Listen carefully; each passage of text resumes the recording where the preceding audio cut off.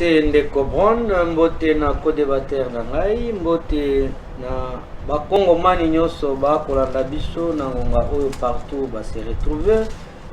Yambo nazongisela maloba tika ete na souhaiter d'abord bonne fête de parents ya bato nyonso lelo na bawa déjà ba papa na biso za de cœur avec eux. Mais biso pe ba congolais toza orphelin na régime o toza na tout le Congolais na minute au lieu de le Karabaïtandoïté pour ça la débat, on devait rester à la maison pour réfléchir à la gestion chaotique de ce régime. Ça c'est le premier élément. Deuxième élément, na quoi qu'on selon malobate tant que na dénoncer na le côté au bisongo kotomoni. Vous savez que réussir dans l'armée face à une guerre, face à une agression, il y a plusieurs éléments ou instruments utilisés pour convaincre guerre wana. Notamment service et renseignement. Lelo oyo tomoni service et renseignement na mboka na biso et comme ko changer lolenge nango ya kosala.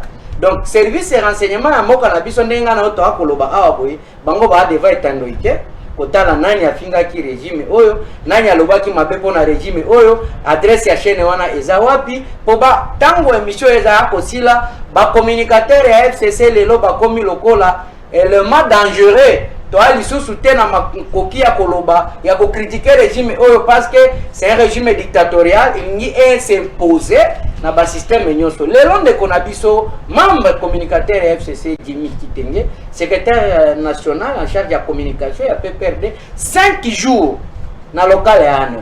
Mais en Erwana, bakoki ko kende pe ko sala ba recherche information ba yebisa bato Bunagana lelo 42 jours 43 jours Bunagana sous contrôle ya M23 gouvernement congolais na 63e conseil administratif bazolo de la situation Bunagana.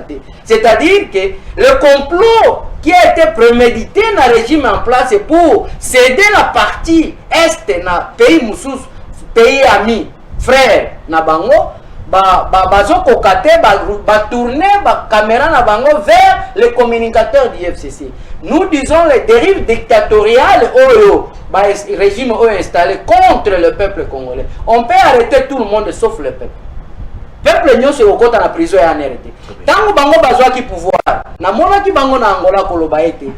Na gestion na ngai mutu moko te ya kozala inquiété. Mais aujourd'hui, les journalistes comme vous et les autres ceux qui ont le bel cas makambo mabe na régime oyo ko critiquer yango par rapport à la gestion na bango chaotique des justeurs malamoko anerela elandelio ka exemple Jimmy Kitenge ba journaliste mususu ba ko kima mboka na lolenge régime en place ya ko kamba biso to moni ete eza danger public jeune.